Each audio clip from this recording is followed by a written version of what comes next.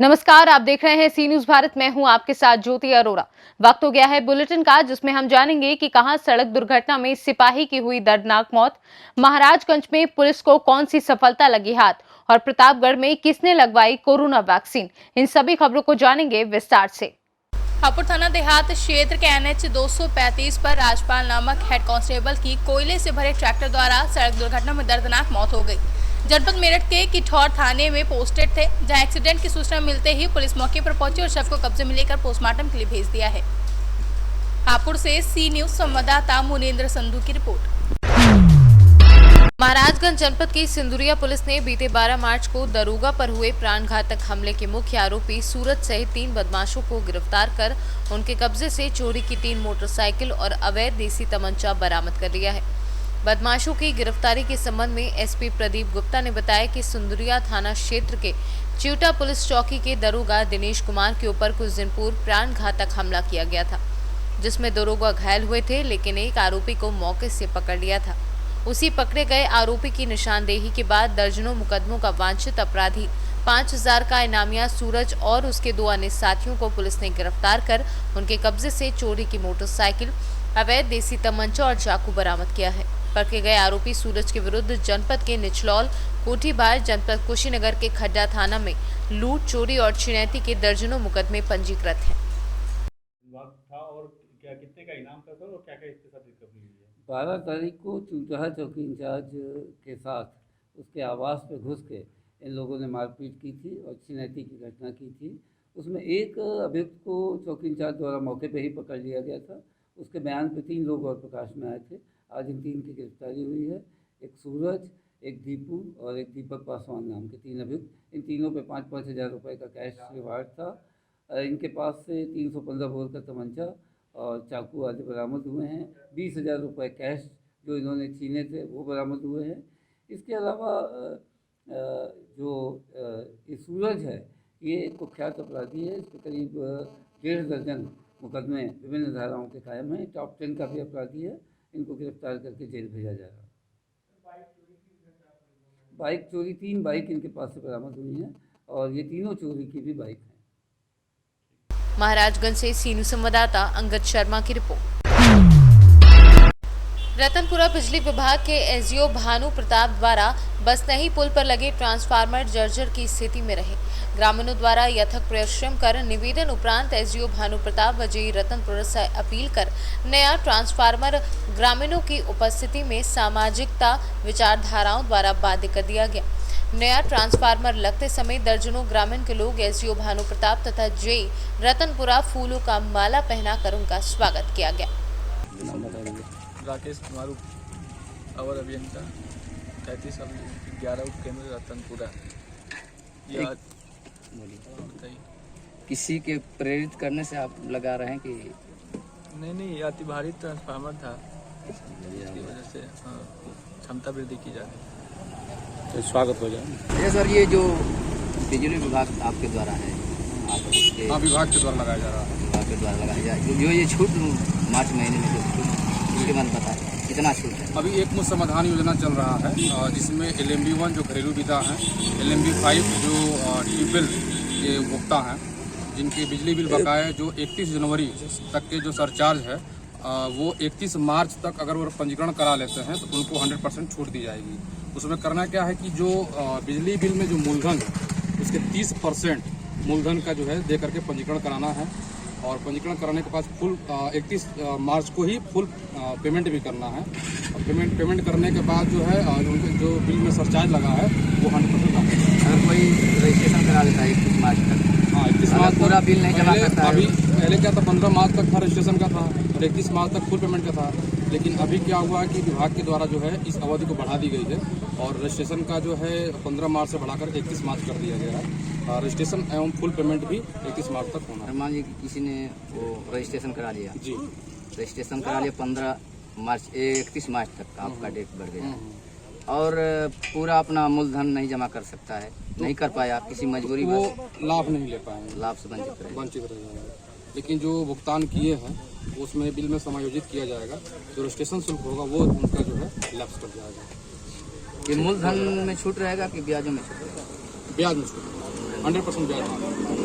हम वासी मान लीजिए, कड़ाके की धूप है, इसमें आपके साथ ये लोग हैं, इन लोगों के बारे में आप कुछ बताएं, क्यों है आपके साथ? हमारे साथ ये इन लोग इसलिए हैं कि जो हमारे भीमपुरा मार्ग पर 100 kV का ट्रांसफार्मर लगा था, ये बार बार जल जा रहा था, जिससे अथक प्रयास करने के बाद हमारे जो जेई साहब हैं राकेश कुमार, इनको ज्ञापन दिया गया।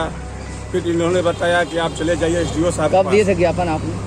और ज्ञापन दिए थे 25 दिन पहले। ज्ञापन देने के बाद हम लोग गए भानु प्रताप SDO के पास। उन्होंने ये कहा कि आप आगे चले जाइए अधीक्षण अभियंता के पास। हम लोग जब वहाँ पहुँचे तो हम लोग वहाँ भी ज्ञापन दिए।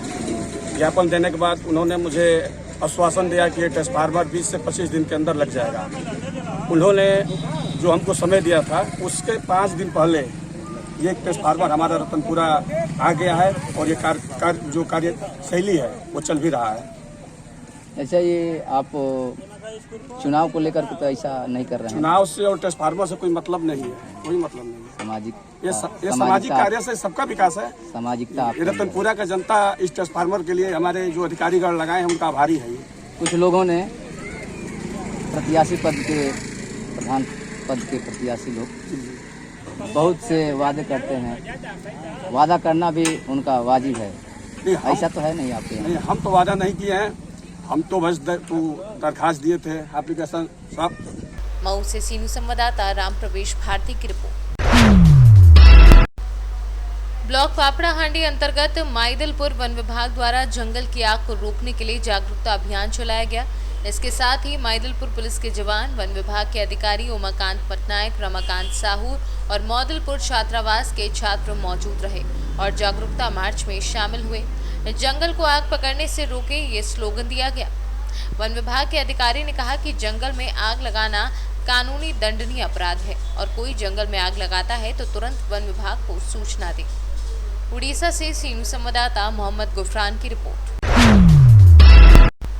प्रतापगढ़ सामुदायिक स्वास्थ्य केंद्र अधीक्षक डॉक्टर सुनील यादव का कहना है कि कोरोना काल की दूसरी लहर चल रही है, इससे लोग सावधान रहें और 60 साल के ऊपर वाले व्यक्तियों को वैक्सीन लगाई जा रही है सप्ताह भर में 6 दिन। और उन्होंने कहा कि वैक्सीन का कोई साइड इफेक्ट नहीं है, पूरी तरह से सुरक्षित और कारगर है।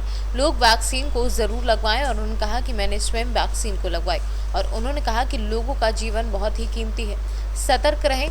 दवाई भले ही आ गई है लेकिन कोई ढिलाई कतई ना करें। और उन्होंने कहा कि जिन लोगों को शुगर या टीबी है या अन्य बीमारी है उन लोगों को पहली वैक्सीन लगाई जा रही है।